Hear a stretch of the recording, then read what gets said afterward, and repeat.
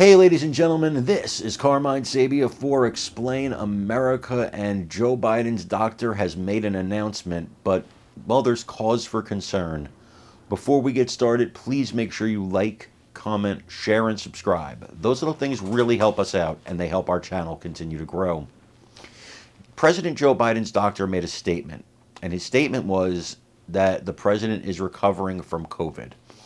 And he says that the president's recovery is going along nice and smoothly. However, there's a problem. The problem is when the president dropped out of the presidential race, he did so in a written letter. Then he appeared at Kamala Harris's big kickoff party at campaign headquarters, but he appeared via phone, and a lot of people have a lot of questions about that phone call. Like, was Kamala Harris saying the word recording and then cut herself off and said phone call? And he hasn't been seen in 10 days, not seen. He was a presidential candidate at the time, went into hiding because of COVID. And, I mean, COVID doesn't usually take this long to recover from these days. And, you know, he was told he was mild. He didn't bother to make a video saying he was dropping out of the race. We haven't seen him. We're supposed to see him today. We'll see about that. You'll know by the time you see this video.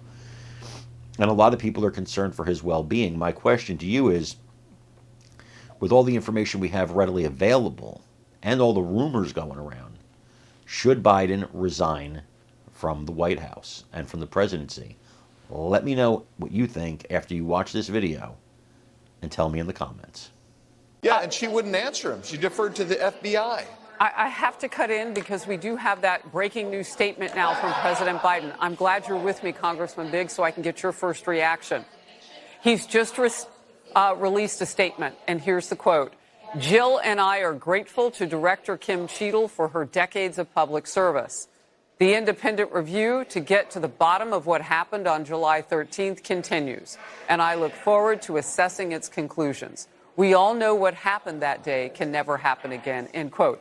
Now, a couple of curiosities I have about that. Why is Jill included? This is not some sort of a condolence letter to someone after a loss, a personal loss. I would estimate she's included because the reason she even had that job as director of the United States Secret Service was because of her friendship with the First Lady. Your take? Absolutely right. I agree with you that that's why Kim Cheadle became the Secret Service director. I also think, good grief, what do you have to do to be fired from this administration? We don't know. The only people that have been fired are, 4 staffers who smoked pot.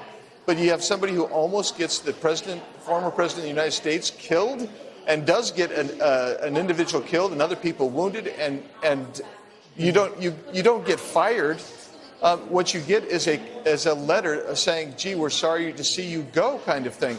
I'm incensed as much by the failure of the Biden administration at the very top once again to signal to the American people that he cares about the American people more than he cares about himself. And I think this letter reflects more personal care than it does patriotic care.